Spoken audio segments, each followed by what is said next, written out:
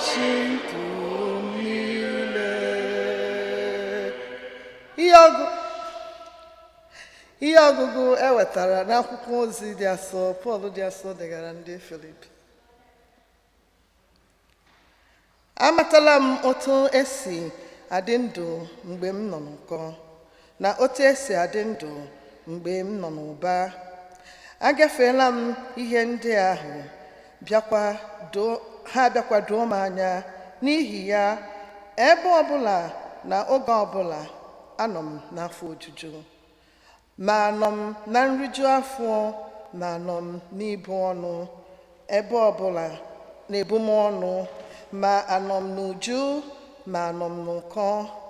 N'ime onye ahụ na-enye m ike, enwere m ike ime ihe ọbụla.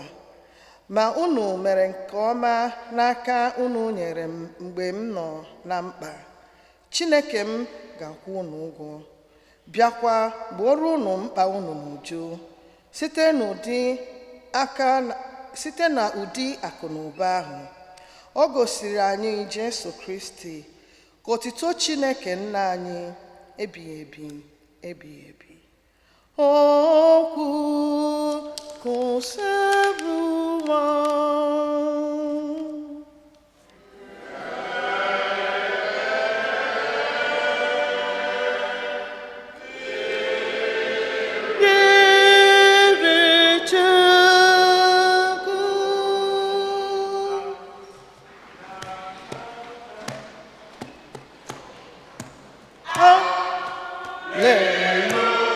Hallelujah.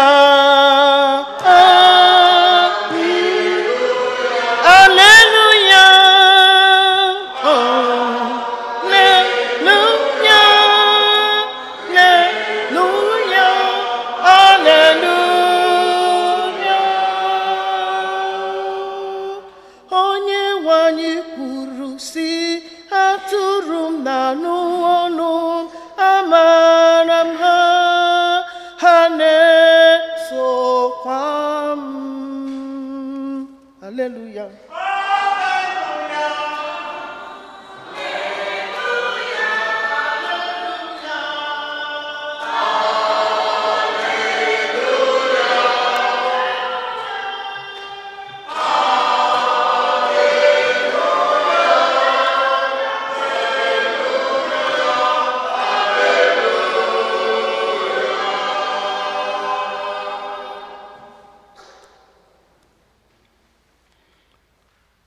Onye nwe anyị nọnyelu nọ.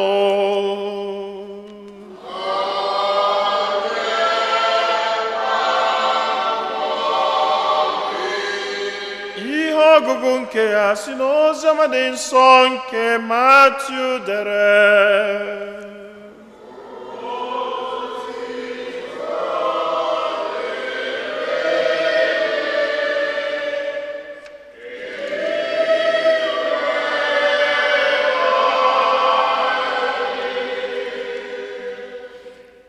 Jesu gwara ndị isi nchụaja na ndị okenye mmadụ okwu n'ilu ọzọ sị, alaeze n'igwe dị ka otu onye eze nke kpọrọ oriri ọlụlụ na nwunye maka nwa ya nwoke. O zipụrụ ụmụ odibo ya sị ha ka ha kpọọ ndị akpọrọ oku maka oriri ọlụlụ na nwunye, ma ndị akpọrọ oku jụrụ ịbịa.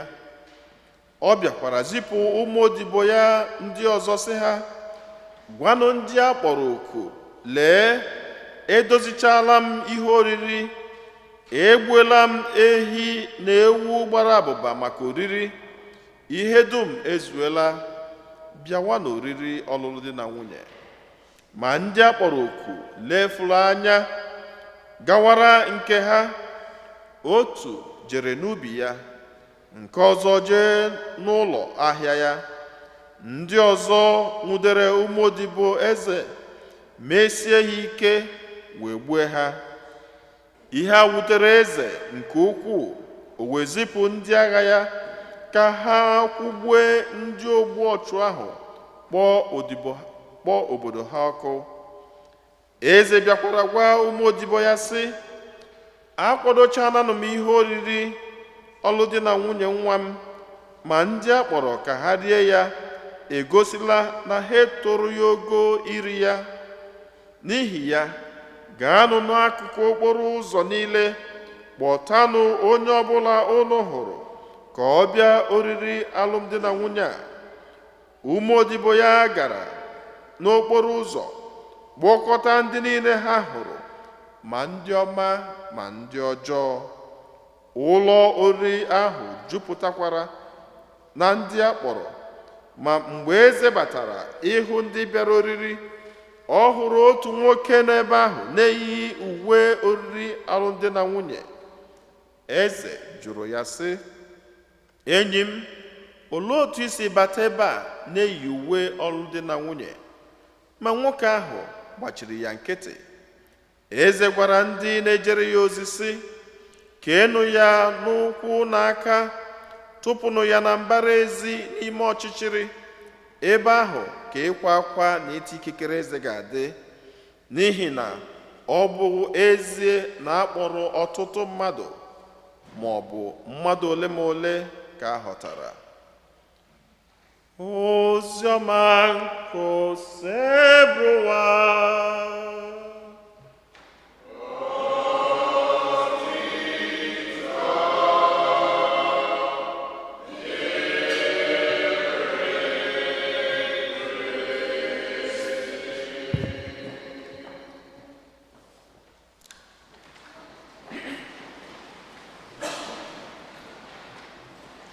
Ụmụnne m na Kristo, toduru inu Jesu, onye jisi ike, onye gbagata ya alụ. Anyị abịakwa n'ofu okwu ahụ. So, kedu ndị nyegasịrị mmadụ aka n'izu a? Like I kwuru last 2 Sundays. Nwanne ya nyere ya aka ọkwa ya? So, ke ndị nyegasịrị aka n'ịkpọkọta ndị mmadụ, maka anyị kwuru onye ọbụla banye evangelization. Ka unu eche na m echefie. So mmadụ one ka ị kpọtara n'ụka tata?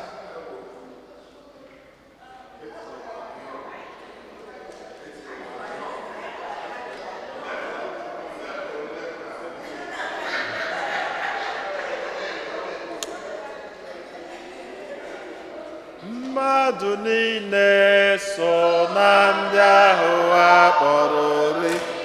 Mmadụ niile so na ndị ahụ a kpọrọ oriri.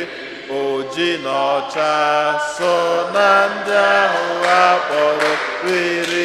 Ụmụnwaka so na ndị ahụ a kpọrọ oriri. Ndị nne so na ndị ahụ a kpọrọ oriri. Ndị nna so na ndị ahụ a kpọrọ oriri. Mmadụ niile so na ndị ahụ a kpọrọ oriri. Ya bụ mmadụ niile so. Agbenyekwa assignment ọzọ. Next Sunday, put up calls and nye m access to WhatsApp. Let me start writing. Ka anyị malụ what is going on. Even though n'ụka, ofu ihe mmakwa n'ụka bụ onye agwala ukwe ka a ga-eme mmiri chukwu. Maka ofu ihe Jesu mekacha na onwere onye ọsọ ewele elili keta eketa.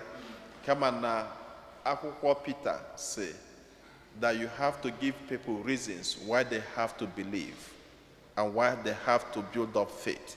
So all reasons are can chokunu nyende mmadu. Yeah, speak to them.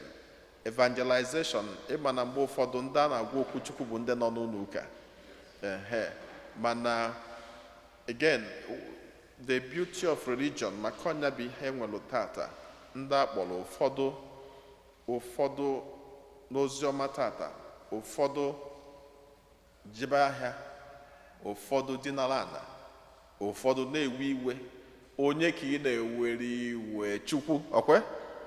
Chukwu ka iji wesi na-eme abịazi ụka. Na-eme abịazi ụka, okwe? Abịa na n'ụka.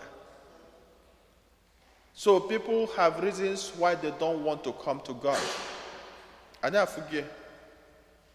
mana ọlụ anyị dị ka ndị ụka bụ that we have to stretch out our hands of fellowship gwa onye ọbụla onye chọzịa, because na odobe anya ụfọdụ nwere ike isi gị na ha nwee chọọchị n'akụkụ be ha nwee chọọchị n'akụkụ be ha, mana ana m agwa gị eziokwu, onye ọbụla bịagidegolo ụka Igbo a bịagide ụka Igbo a bịagide ụka Igbo a oje ụka ndị ọcha dey make sense n'isi ya. Ihe ọsọrọ onye ọcha na-akọ ife na a na-apịa piano ebe ahụ ọ na-ewe gị iwe, because this is what you are used to. And so kedu ihe na-abụkarị option ha? Not to go to church.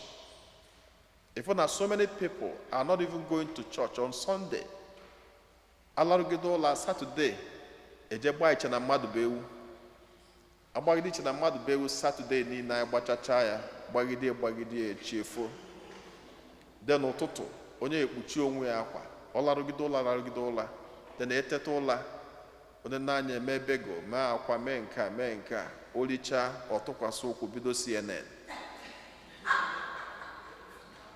Onye ka a na-aghọlị?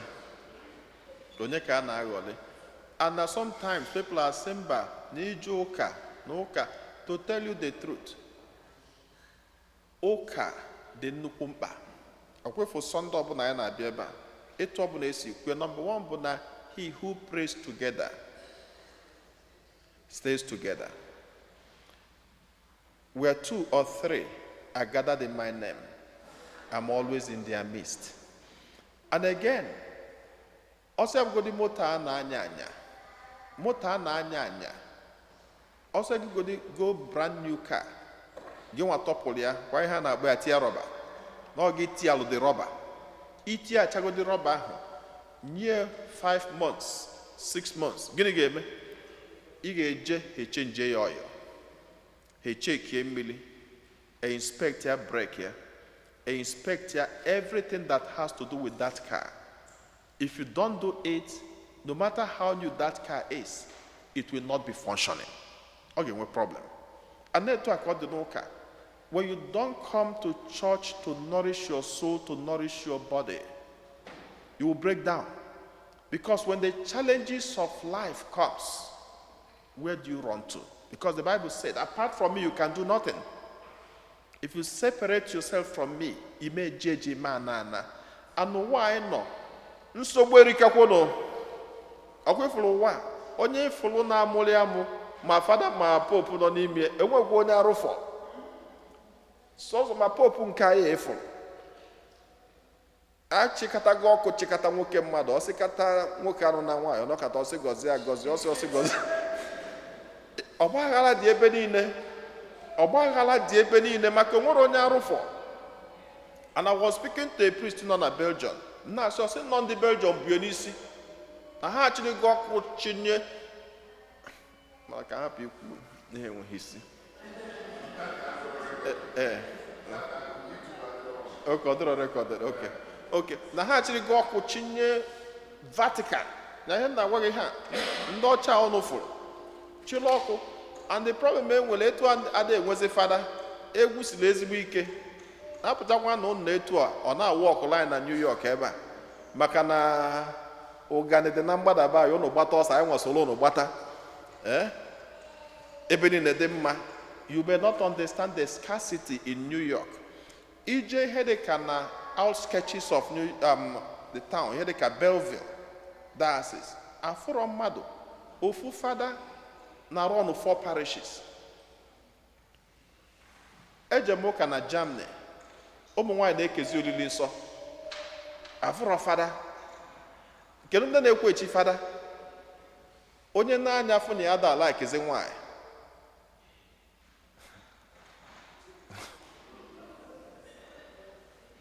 Ọ na-emebi ihe hinne. Anọ nye melụ ha ji etinye pope ọgba aghara. Ụwa na-emebisi. And that's why in Jekwoku, we need religion to conscientize people. Mana when people are out of religion, and then we problem. Ụmụaka anyị niile, anyị nidili ha. Mana nene ụmụaka, elu enibesi ha na bed. Kedu, ọ na parents abịara ụka ụmụaka ga-abịa ụka. And how do you get these kids grow up in God? No way. So ọ dị nnukwu mkpa o wee bụrụ ya. In fact, enyego m summary of the reading. Because also I come to the mountain of the Lord where there is no death. I bịa ka ya fichaa anya mmiri na nsogbu dị na ndị akpọrọ olili adabịazi. The right people are no more there. The right people are no more there. And we are all instruments of evangelization. All of us. I need instruments of evangelization. Etu ọ bụ na ị nwere ike na-ekwu onye ka njụ esi even ụmụnna anyị ka anyị bidogodi na nke obele n'ụwa. Call your brothers, check them. Keke unu mere, unu tetakwuola. Onwe onye mụ na baptizim. Onwe ụmụaka niile unu na-amụ, ụfọdụ amụgo ụmụaka 10, 20, 50. Ha mụrụkwụzi ndị ha mụrụ amụ na baptizim. Parents had akpọ ha eje ụka. This is the moment of that evangelization. Reach out to them, speak to them, bring them to God. Bring them to hear the word of God. If you don't hear the word of God, you cannot improve your life. We all need the voice of God, because the voice of God is the voice of reason. The voice of God is the voice of strength. The voice of God is the voice of direction in life. Ọ bụrụ na Chineke echere obodo, onye nche na-eche n'efu. That's why we need God. Abịa na second reading, ka m lụtụzie ya aka just briefly. Paul dị asọ sị na ya ma ka ya si anọ n'ụkọ, malụ ka ya si anọ n'uju. We have to learn to live in every circumstance of our lives. Onye ọbụla nwere challenge. When you meet challenge, speak to God.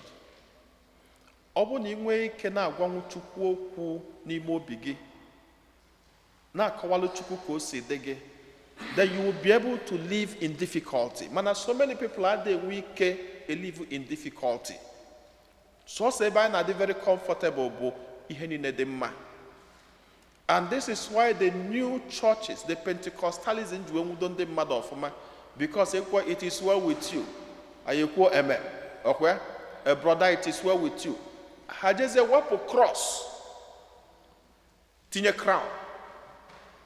But where there is no cross, there is no crown. Because you can't talk of crown without the cross. Ekura, it is well with you. God has done everything. God has all that and all that. When people find difficulty, they don't know how to stand and challenge it. This is why ụfọdụ ji adịzi very diabolic. Very, very diabolic. We have to learn to be in difficulty and to stand against every odds of life. And also even to kids. In the morning, at church, man, when youth mass, so I have to change my sermon to youths. You have to learn to face life as it is. Life is not bed of roses. This life you live, every young person in this church, are you listening to me? I know some people are bending their heads. Some people are sitting in a sleeping position. Don't sleep. This life is not always easy. Count yourselves as being privileged to have grown up in this part of the world. If you had found yourself in our own part of the world where we all grew up, where even your parents cannot even afford sandals. When we were going to school, nobody was wearing any sandal, no shoe, no canvas, no sneakers, nothing. And it's in the scorching sun, when the sun is dropping on the floor, that's when you're going to school, on your barefoot. And the whole sun on the floor will be damaging your foot. That's how we all grew up, except very few people who had privilege, or maybe your parents were teachers, and maybe they buy some sandal that breaks every minute. Because by the time you hit a stone on the ground, then the sandal will pull off. And then you go to shoemaker. And then sometimes you use nail. You use nail to connect your sandals and move on. So life is not always bed of roses. when your parents cannot afford, like why I was saying this is, yesterday we were in an occasion and a child was drinking soda. He drank soda in the morning, he drank soda in the afternoon, he came again in the evening and the father gave him soda. He drank and then the father said, "You've had enough." And he said no, he wants more. And he insisted that he must have that soda. It is not right. You must be satisfied when your parents say it is enough. That's what St. Paul is teaching today. That you have to learn to live in bounty, in riches, and you also have to learn in poverty. You have to learn to control your... There's what we call, in Nigeria, we call it long throat. Long throat. When whatever you see, you must eat. Whatever you see. When you have long throat, when your throat is... So we have to cut that long throat. You have to be satisfied with your blessings. And you have to acknowledge every blessing that God has given to you. And I know sometimes you see kids, during school, after school, because the parents of their friends gave them $5, $10, $1 to go to school. And your parents could not afford that $1, $5 for that day. You are fighting them. And sometimes you go and steal so that you spend in school. It is not right. The Bible says today, you must be contented. Be happy with what you have so that God will continue to bless you. So, on a final note, can you reach out to everybody? Gidi gidi, bugweze, udo de lono.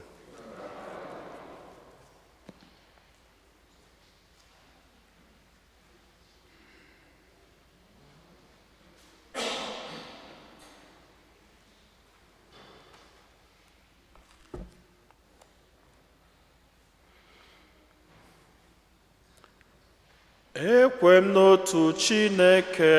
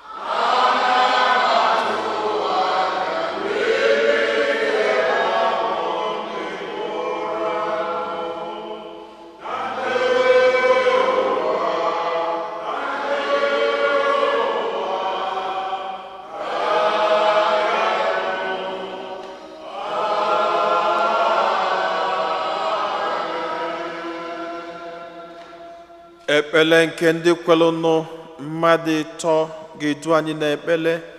Chineke onye fụrụ anyị n'anya, ụmụodibo gị agbakọtago n'iru gị iji were bịa sọpụrụ gị, iji were bịa welu ọnọdụ ndụ anyị tata. Ịgwala anyị bịakwutebe gị n'ugwu gị dị nsọ. Anyị na-achọ iwere ọnọdụ ndụ anyị na-egosipụta gị, maka na anyị nwere nchekwube siri ike na ị ga-aza ekpere anyị.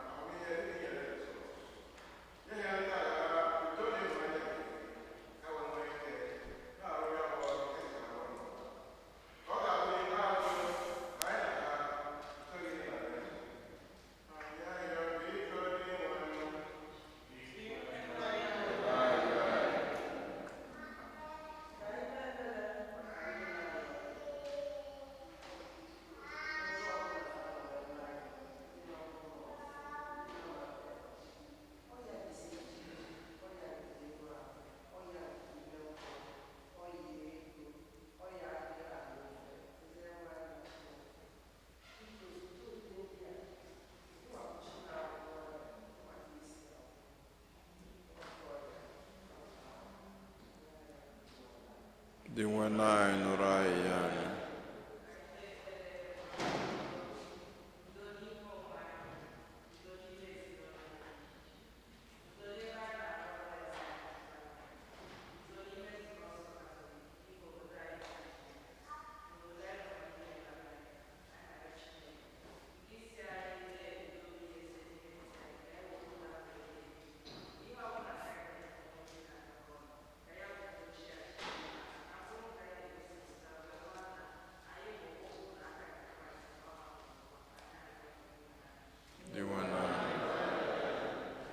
Ka anyị natazia n'isi anarụ nye Chineke bụ n'obi ndị ọzọ.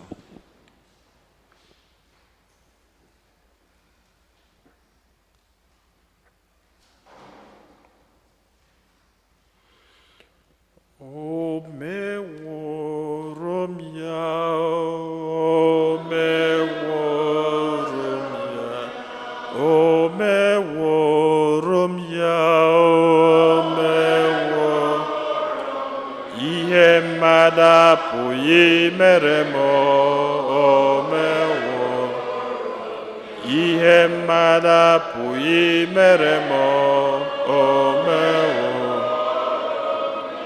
o meworo gị, o meworo gị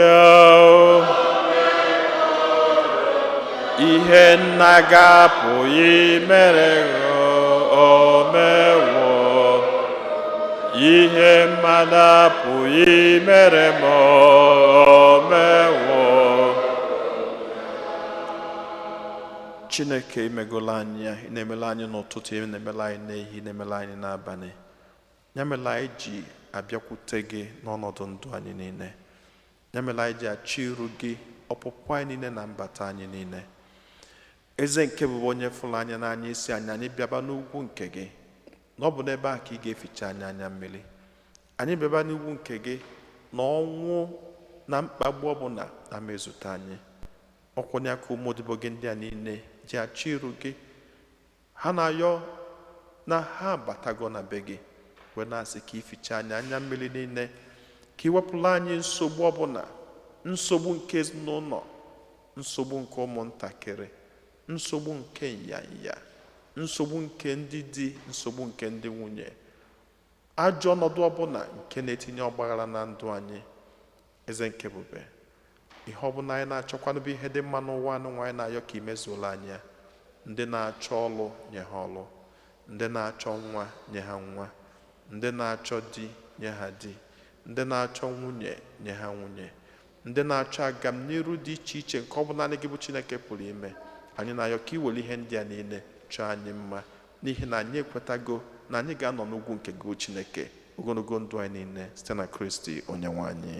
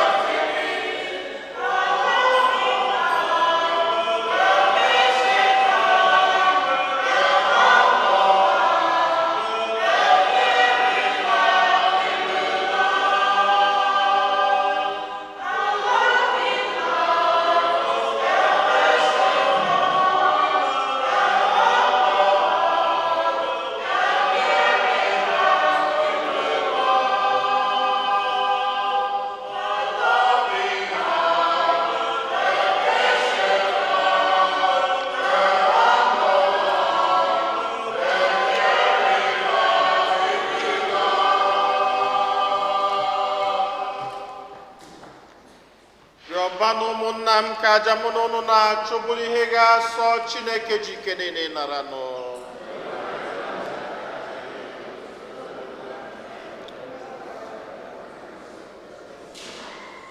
Onyenwe anyị, biko nara onyinye na arịrịọ nke anyị bụ ndị kwerenụ site n'aja nke a dị nsọ na ofufe nsọ anyị na-efe gị, mee ka anyị bata n'otito nke n'igwe.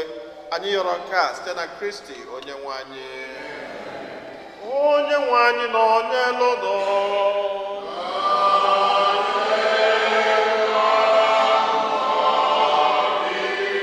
Welite n'obi ihe nọ.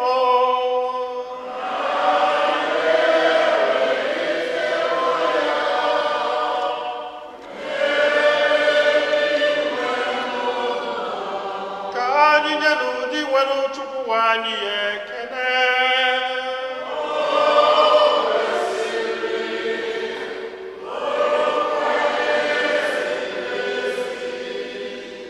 Kwesịrị ezi bụrụkwa ihe ziri ezi na-azọ ndụ na anyị ga-enye gị ekele oge niile na ebe niile, o nna dị nsọ, Chineke jikere na onye dị ụwa tụwa site na Kristi dị nwe n'anyị, onye jiri ihe ebere o nwere maka mmehie mmadụ kwere ka mụọ ya na Virgin Maria. Ọ gbapụtara anyị n'ọnwụ ebebe site n'ọnwụ ọ nwụrụ n'elu obe ya, site na mbilite n'ọnwụ ya nye anyị ndụ ebebe. N'ihi nke anyị na-eso igwe ndị mama niile nke eluigwe na-eto ebube gị oge niile n'ukwe na-ekwe.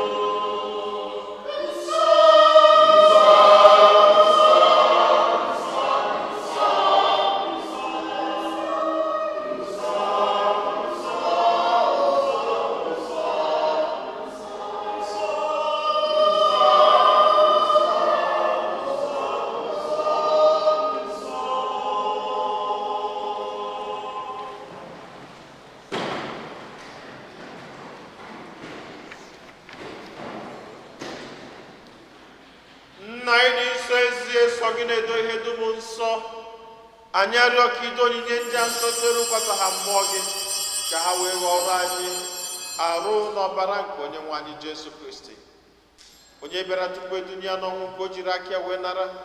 O were achịcha nye gị ekele n'otito, nyawa ya nye ya ụmụazụ ya sị, naranụ nke a, rienụ ya ọnụ niile, nke a bụ arụ m nke a ga-eduru nye maka ụnụ.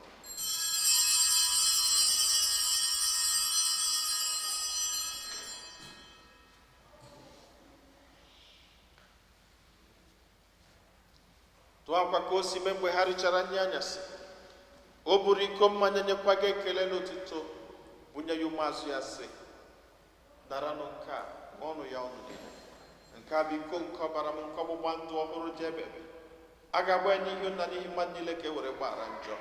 Na-emenụ nke a na ncheta nke.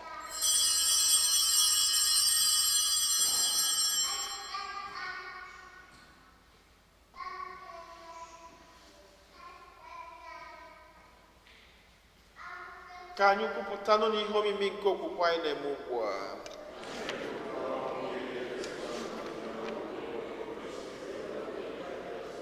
Nna, na ncheta nke ọnwụ na mbilite n'ọnwụ nke nwa gị, anyị ebunye gị achịcha nke ndụ na iko nke nzọpụta. Anyị na-ekele gị n'ihi na ị kwere ka anyị dị mma ikwuru n'ihu gị na-efe gị. Anyị ji ume na-arịọ ka anyị bụ ndị na-anata arụ n'ọbara nke Kristi bụrụ otu site na njikọ nke mmụọ nsọ. Nna, cheta nzukọ gị gazuru ụwa niile, menụ ka ịhụnanya gị jupụta ya. Gọzie Pope anyị bụ Francis na Bishọp anyị bụ Robert na ndị ofe ọlta gị niile. Chetakwa ụmụnna anyị ndị ji okwu gaa n'ezumike nke ọnwụ, kpọbata ha na ndị ọzọ niile nwụrụ anwụ n'ihe nke ebube gị. Biko meela anyị niile ebere, ka anyị soro Virgin Maria dị ngọzi nne nke Chukwu, na ndị apọstọl na ndị nsọ gị ndị mere uche na uwe keta ndụ ebebe, ka anyị sorokwana ha na-eto gị na-edo gị ebube site na Jesu Kristi nwa gị.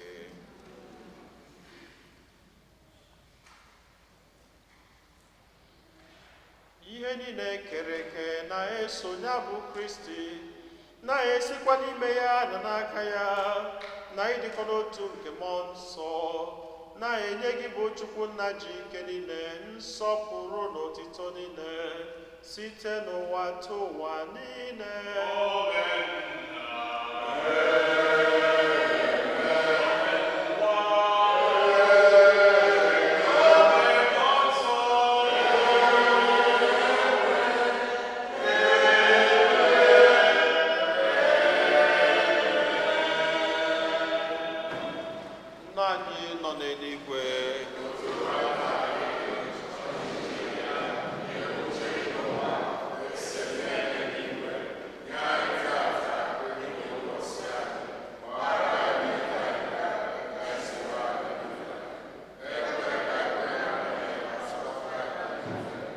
Zọpụta n'anya anyị na-arịọ gị, osebụrụ ụwa n'ajọ ihe niile, were ebere nye udo n'oge nke anyị site n'inye aka ebere gị, ka zọpụta anyị niile na njọ oge niile. Anyị were gbanahụ nsogbu niile, were nchekwube dị nsọ na-atụ anya maka mbịaghachi nke onye nzọpụta anyị Jesu Kristi. Onye nwe anyị Jesu Kristi, onye gwara ndị apọstọl gị, udo ka m na-arapụrụ unu, udo nke m ka m na-enye unu, elekwana anya na njọ anyị, kama lekwasị anya n'okwukwe nke nzukọ gị. Nye ya udo dịkọ n'otu mgbe niile ka uche gị siri chọọ, gị bụ onye dị ndụ na-achị ebe ebe. Udo nke osebụrụ ụwa dịrị unu mgbe niile.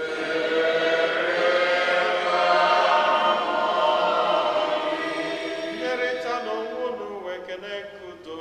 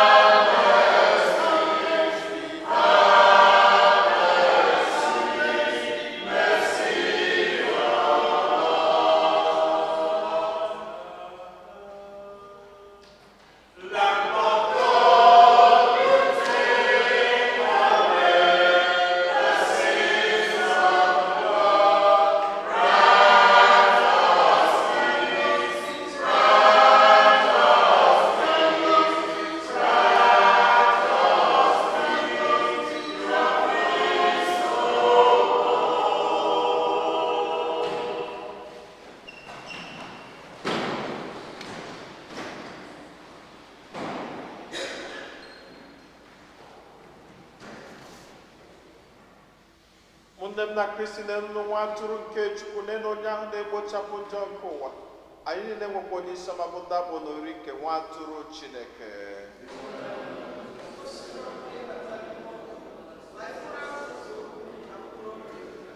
Ka arụ na ọbara Kristi chekwaba anyị niile wee rue na ndụ ebebe.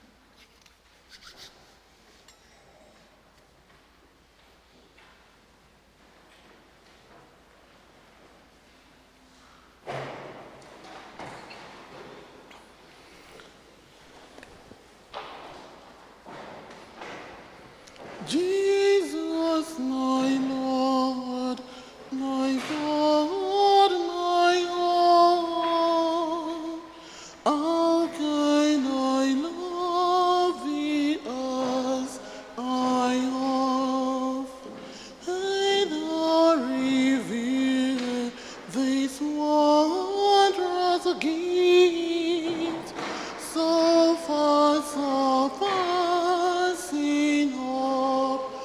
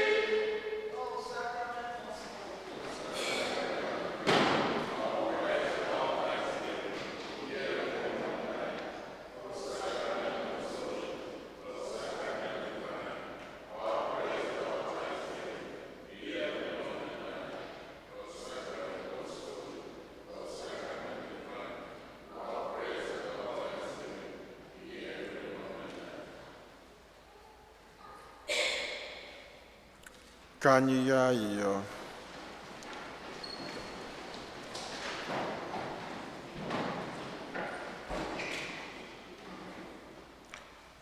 Dị ngwa na anyị ji ume na-arụ ebube eze gị, otu isi were ahụ n'ọbara nke kacha nsọ zụọ anyị, biko si etu ahụ mee ka anyị soro rite oke n'ịbụ Chukwu nke gị. Anyị yọrọ nke a site na Kristi onye nwe anyị.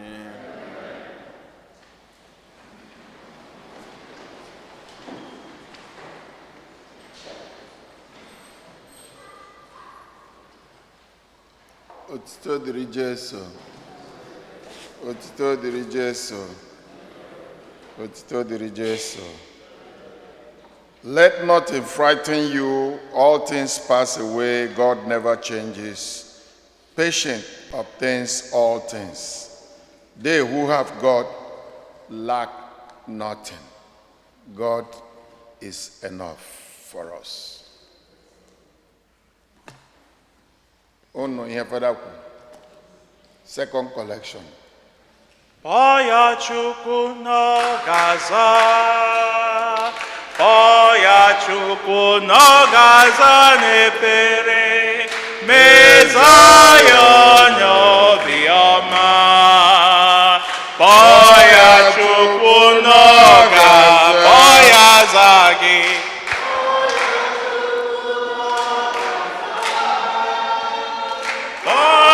Chukwu n'ọgaza n'ekpere, meza ya onye obiọma.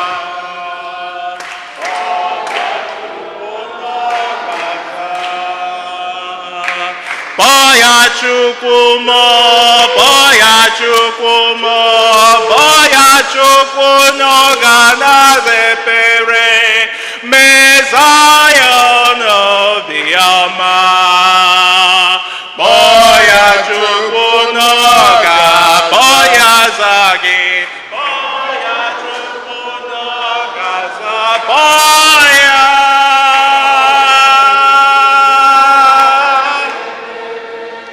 Mezaya n'obiọma, boya Chukwu n'ọga za.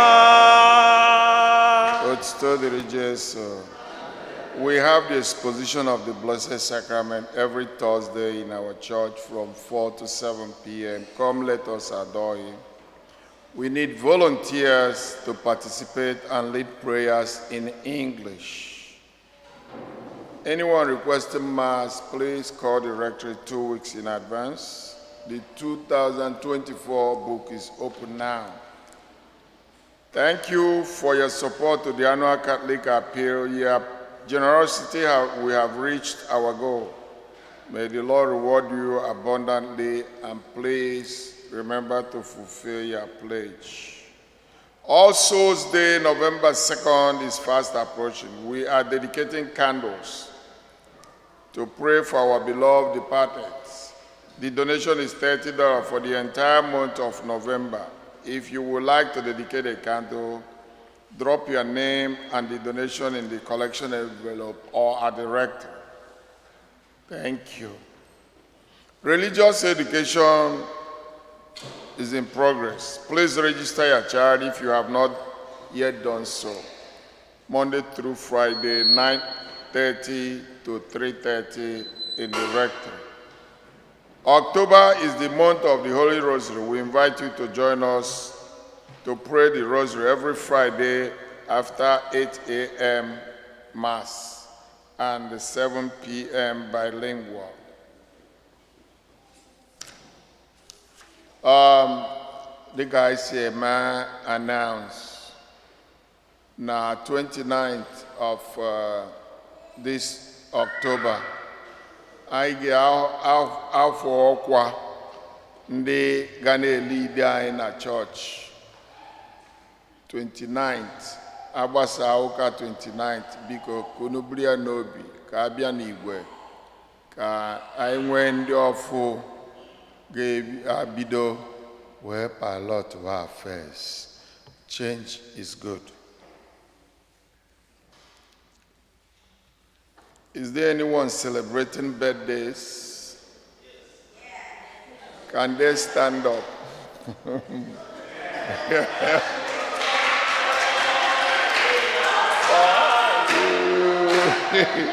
We bless you in the name of the Lord. May the blessings of the Lord be upon you. We bless you in the name of the Lord. Happy birthday to you. Happy birthday to you. Happy Birthday, dear sir.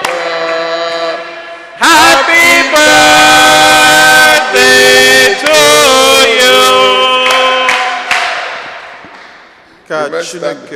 Ka Chineke onye fụrụ anyị n'anya, onye na-agọzi anyị, onye na-enye ndụ, onye na-enye ihe ọma niile, bịa gọzibe unu. Tata unu na-eme ncheta ndupụta nke ya bụ Chineke dupụtalụ niile n'ụwa n'ụwa. Anyị na-ayọ ka amali abalị unu ụba, ka ngọzi ya balị unu ụba, ka ndụ nke unu bigolo bụrụ obere onyinye to nke na-akwado akwado bịa, ka bido tata gaba, ka ngọzi nke Chineke chawapụta n'ebe unu nọ, n'aka ọrụ unu, n'ezinụlọ unu, na ebumnobi unu ndị ọzọ niile site na Kristi Onyenwe anyị. Amen. Ka Chukwu jikere na-egọzi unu Nna na Nwa na Mmụọ Nsọ. Happy birthday.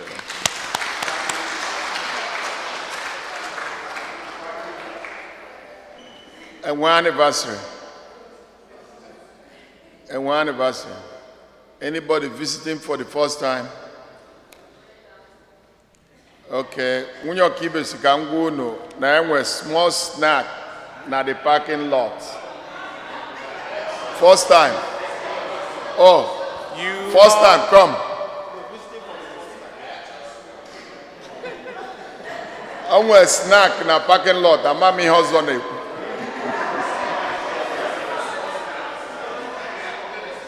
Chika di benye mic.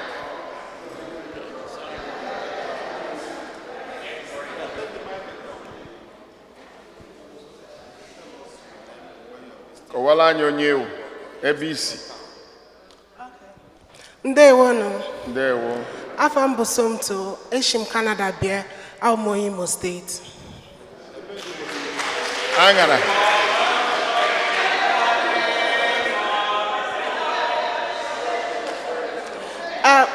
Onye Ikeduru, ebikọrọ ụzọ agba.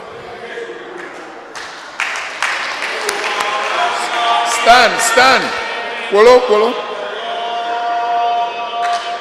You are welcome in the name of the Lord. I can see you In the glory of the Lord, you are welcome in the name of the Lord. Otuto dịrị Jesu. Biko echefukwana ịgbadata na parking lot. Otito dịrịnụ Jesu. Etu ụka dị tata, ọ dịrị unu mma, kwuo n'eziokwu. Yeah. Okay. At least unu afro na number is always good. So ndị ada abịa ụka, bịaba na ụka. Anụ na anyị na-afụ 1 hour 30 minutes we are done. So we don't keep people too long. I try as much as I can. Kora people na unu nọbazi forever. Na-abịanụ. So chetanu election 29th. Then ndị nna nke ha bụ on the 5th. And because na nke ndị nna ada egbu oge. So ndị nne unu ga-emekwu nke unu on the 5th. So nke ndị nna ga-abịa ebe a, ndị nne na basement. So by the time unu ga-akpọkọcha oche, ndị nna they are done and gone. So anyị emezie nke ndị nne all at the same time. Ka ọ na-aga aga ka we move on. You know, so just to let us know. 5th of November. So I was as I ejebe no ebe ọ na-eme ọkwa. onye nwe anyị nọnyere unu.